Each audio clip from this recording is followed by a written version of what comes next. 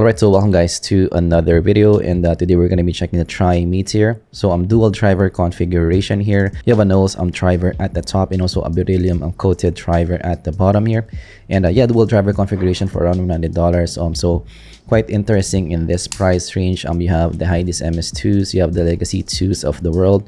So a lot of competitors and really popular ones at that. So in the box you're getting 0.78mm 2-pin connector, 3.5mm jack, 1BA 1DD configuration, and 20 to 20 kHz in frequency range. And as you guys can see from the box as well, it's one of the bigger boxes here in this channel. So yeah, hopefully we're gonna get a lot of accessories for this unboxing experience here. Opening it up, and from what I've seen from tries in my other videos, in my other IMs, I do like their overall tuning. So the tuning usually for tries fits my preference, and that is gonna be your unboxing experience. So opening it up, and that is your Meteor there. So actually you're getting a lot of tips here. You're getting a leather case as well. So you're getting a really soft cable here. So it reminds me a lot of the Yin U8 core. So I kind of like this cable. You're getting additional tips as well, and also a nice cleaning cloth here. Alright, so this is the lobes itself. So it's made of what seems to be a nice quality resin plastic. And it's actually similar in shape compared to your other IMs. It's a very safe shape, I'd say. And you're getting that fins as well, which is really nice. So it will be a little bit more stable to the ear. And actually the fins here is not so big. So this might still be a comfortable, type of IM, even if it has some fins. It's not the most premiumly built IM that I have seen, but I do like the shape overall. It's your custom IM shape. And yeah, because of the resin plastic, that they use is still good feeling in the hand. So build quality for me, I would say pretty good. Alright, so we are now wearing it on the ear, and it's actually really nice fitting on the ear. It's almost perfect of a fit for me. So you're getting that fins, which holds the IM in place. Isolation really good here.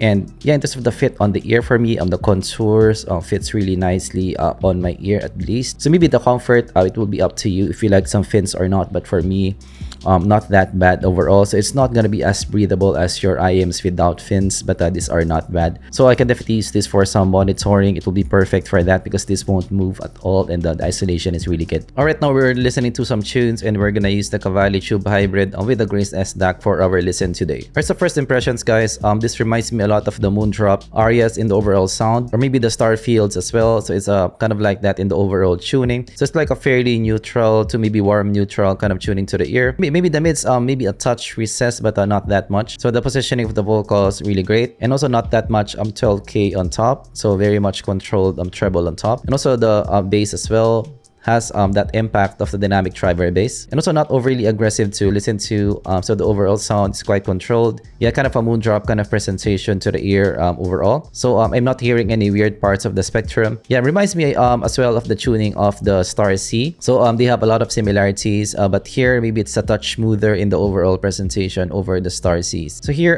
in terms of the bass, definitely it's a dynamic driver type of bass. So you're getting that impact of a dynamic driver. You're getting that physicality of a dynamic driver. But this is not the most physical type of dynamic driver that I've listened to. So it's quite fast in the overall presentation. There's pretty good speed for me and tightness in the overall presentation. So I would say this more of a monitor type of bass impact here. This won't be for bass heads. And definitely quite ample in the mix. Again, this warm neutral kind of presentation to the ear. So it's a little bit elevated at the bottom, but not overly done here. It's still quite big in the mix. I would say bigger compared to your usual tin hi-fis of the world. Maybe a lot of similarities maybe with the Moondrop type of bass here. But this might be a bit faster in the presentation over your Moondrops. And yeah, the bass here doesn't overpower the mids region as well.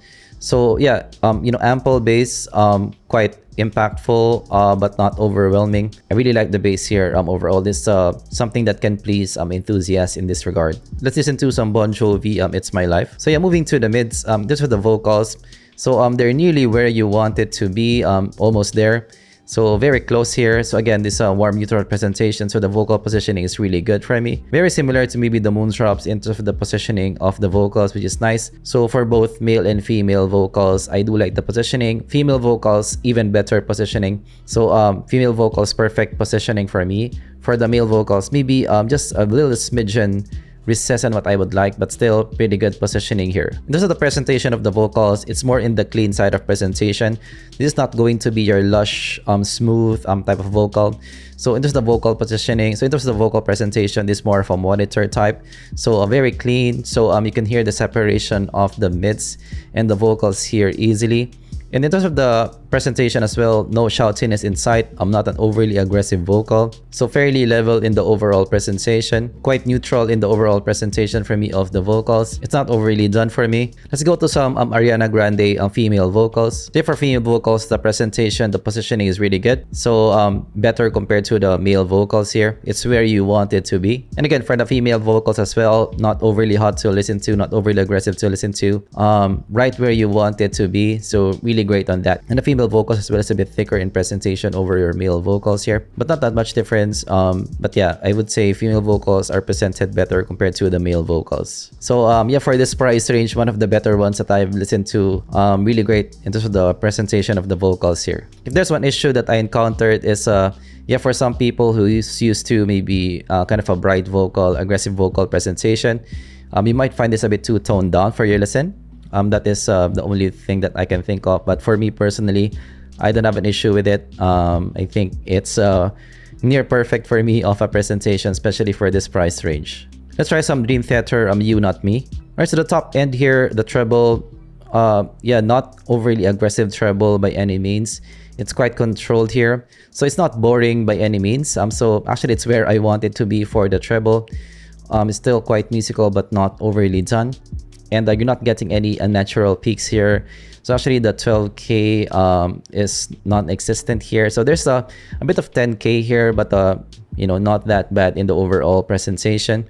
So it's still quite controlled in the mix. So you're not getting that overly, you know, aggressive 12K here, which might be good for some people. And yeah, also on top as well, the body here, I would say not the thickest bodied cymbals that I've heard, but it's not splashy cymbals for me.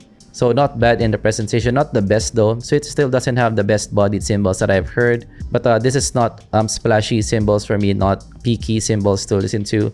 The body in the cymbals is still pretty good. So if I'm gonna liken the sound, it's more of a clean top presentation. So the top end, yeah, quite clean, and it makes more of a monitor type of presentation. And yeah, the key kicker here is there's no aggressiveness in sight. So there's no unnatural piece on sight. So the top end is quite controlled in the mix. One of the fewer ones in this price range for a hybrid that I've listened to. Let's try some Hard Times Paramore. Yeah, for Hard Times Paramore, the vocal positioning, great here, where you want it to be. And the top end as well, again, you know, it doesn't have the best bodied cymbals, but not that bad in presentation overall. So yeah, for monitoring, this will be really nice for monitoring here. Going to the sound stage, I would say in terms of the stage, this is a medium stage for me. Not that big in the presentation, not the most expansive stage that I've listened to. Detail-wise, there's actually pretty good detail here. Because of that beryllium driver and also the nose driver, there's pretty good detail retrieval. This still won't beat out your maybe multi-driver counterparts. But for this price range, having those two drivers, really good here. So like for example, for jumping in, the micro detail for Joe's guitars here shines in the mix. There's some micro detail for the distortion that you can listen to in the mix. So there's ample detail here to throw or down for sure. Alright, next, let's take a look at the measurements here. So looking at the measurements, so you're getting a pretty level graph here. So one of the few in this price range and for a hybrid as well. That's this kind of graph. This reminds me a lot of maybe the Audio Legacy 2s, the Arias of the world as well. So very enthusiast kind of graph here, and you're actually not getting that much 12K, which is you know, quite unique for a hybrid, and not getting that much 12K as well. So that will be good for enthusiasts for sure. So looking at the bottom, you're getting a fairly level bass here, so not that much elevated. You're getting a very slight recession to around 1K. So this might explain that sometimes I can hear male vocals to be a bit recessed there, but very close to where you want it to be, and going up to around 2K.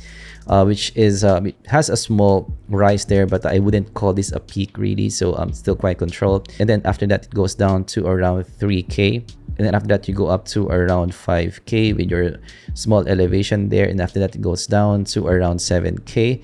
So actually this is the lowest peak in this signature, and after that it goes up to around 10K, and then after that it goes down, and you're not getting any 12K elevation here. So for those who wants maybe a moon drop type of sound, but you're looking for BA presentation, this might be one of the closer ones that you can consider. Also, moving to the Legacy 2s, actually they have a lot of similarities here. If not, maybe the Legacy 2s has maybe less treble on top and a bit more bass. So in the bass region, you're getting maybe 3 dB more elevated bass region. And in the top end as well, you're getting less 5K there. But they're both not getting that 12K in the mix on top. So very similar in terms of the overall graph here. So both of them have, you know, similarities in the reference. I will do a full review of the Legacy 2 in the future. I actually finished a review of it, but I'm not good with the quality, so I'm gonna redo it. But the Legacy 2s are nice as well. Alright, so going for the high-dis MS2. So your high-dis MS2 is gonna be more of a clarity focused IM.